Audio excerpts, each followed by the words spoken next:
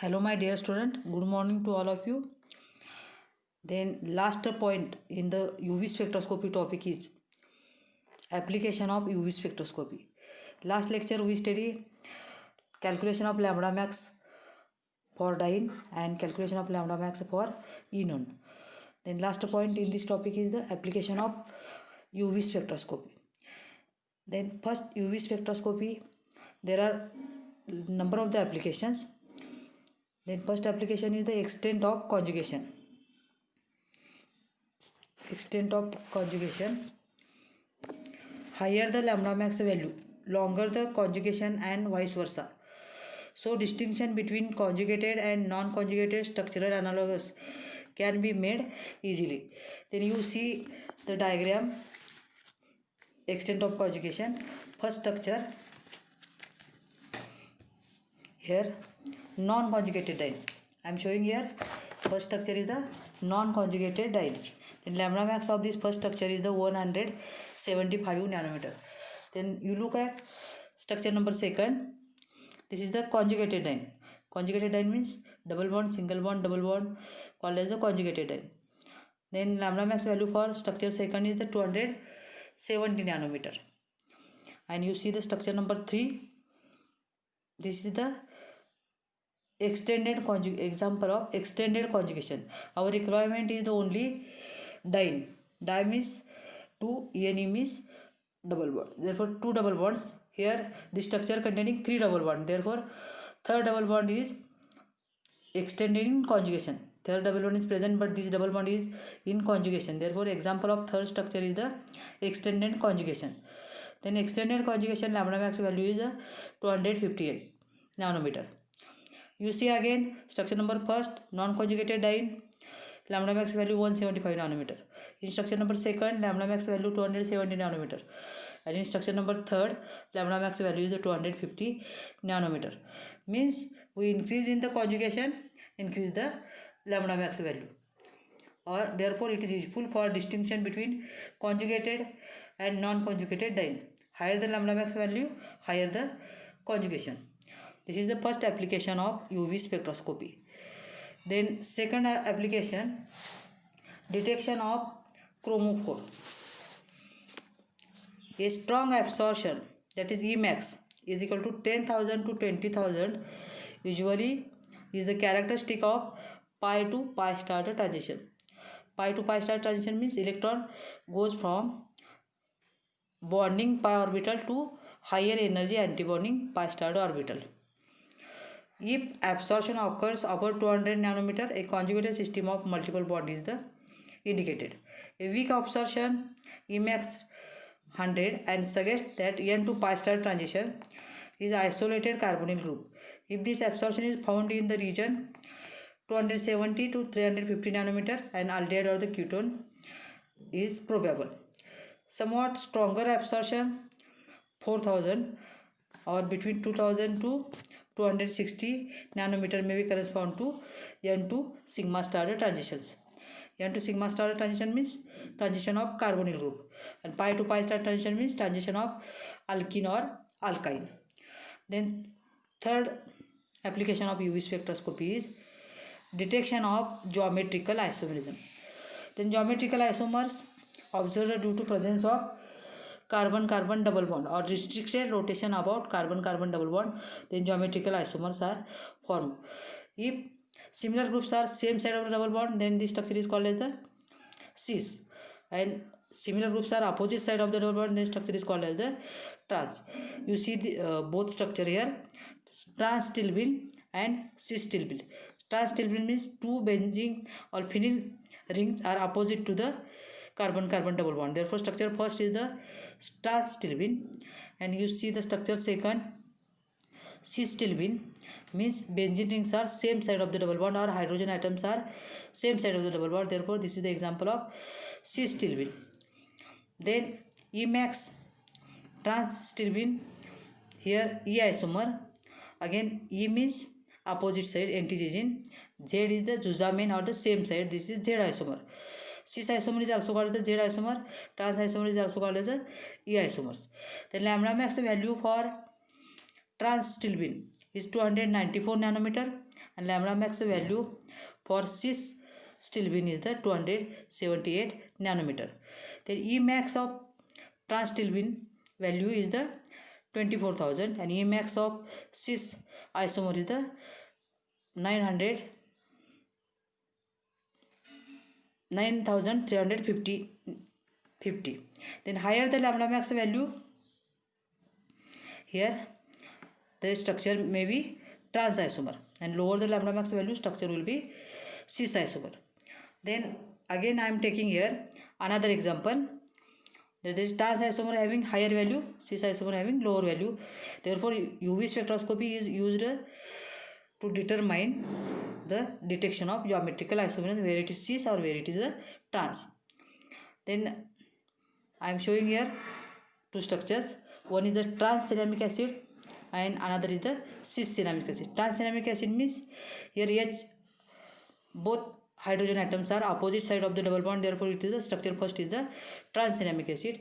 Here both hydrogen atoms are same side of the double bond, therefore it is the cis ceramic acid. Then you see here lambda max value of trans ceramic acid is the 272 nanometer, and lambda max value of cis ceramic acid is the 268 nanometer. Then Emax value of trans isomer is 15,000, and Emax value for cis isomer is the 10,700.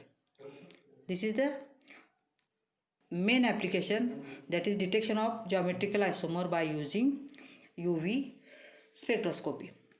Then absorption shift to the shorter wavelength. Here lambda max value of trans isomer 272 nanometer, and lambda max value for cis isomer is the 268 nanometer. Here value is decreased for cis isomer, therefore absorption shift to the shorter wavelength. Absorption shift to the shorter wavelength, that is the hypsochromic shift, or hypsochromic shift are also called as the blue shift. Means lambda max value shifted to shorter wavelength, longer wavelength to the shorter wavelength. Here trans isomer lambda max value 270 nanometer, cis isomer having lambda max value 268 nanometer, that is decrease in the lambda max value. Therefore UV spectroscopy again useful for detection of geometrical isomerism. Then fourth application is the UV spectroscopy used for structure of organic compounds.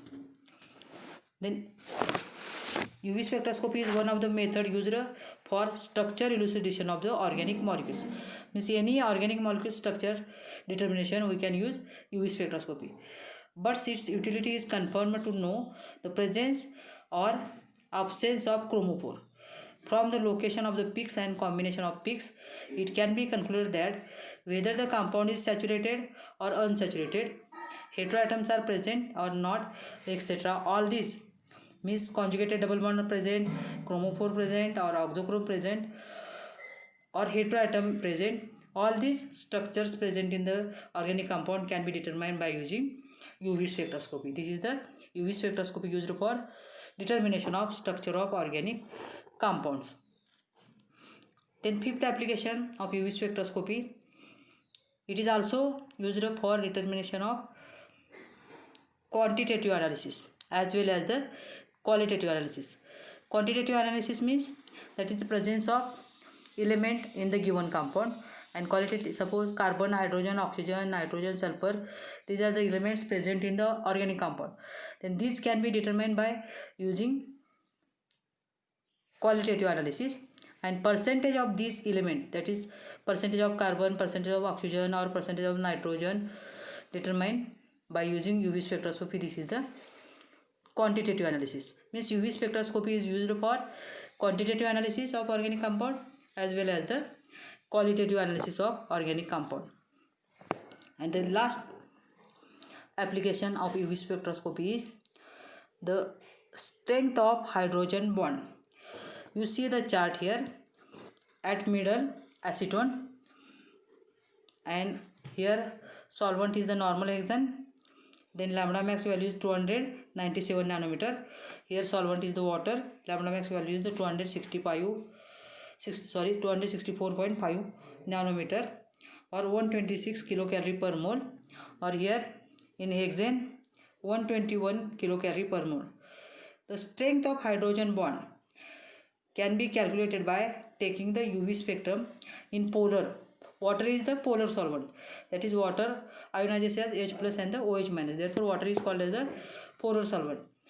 And we use non-polar solvent, that is organic solvent. Normal hexane I am taking here. Normal hexane is the non-polar solvent. The difference in lambda max value is water and normal hexane should directly give the strength of hydrogen bond. Then you see here, consider UV spectrum of acetone. If UV spectrum of acetone taken in water, then lambda max value 264 nanometer or 126 kilocalorie per mole. Then UV spectroscopy of acetone, I am instead of polar solvent we use non-polar solvent, that is normal hexane. Then lambda max value is the 297 nanometer or 121 kilocalorie per mole. Then how to calculate strength of hydrogen bond? The strength of hydrogen bond is equal to 126. I am writing here 126 kilocalorie per mole. 126 minus 121 kilocalorie per mole is equal to 5 kilocalorie per mole. Using this formula we can calculate strength of the hydrogen bond. Therefore UV spectroscopy useful for calculating strength of the hydrogen bond. And the last application in the UV spectroscopy is the detection of impurities. It is one of the best method for detection of organic impurities in the sample.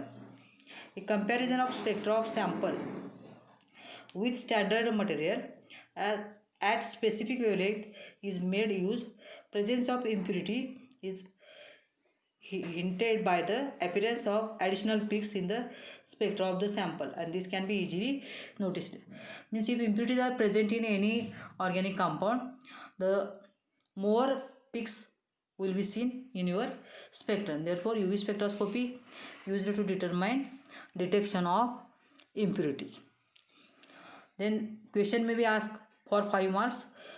Write applications of UV spectroscopy. Then you write, I am explaining about applications. That is the first application, it is used for extent of conjugation.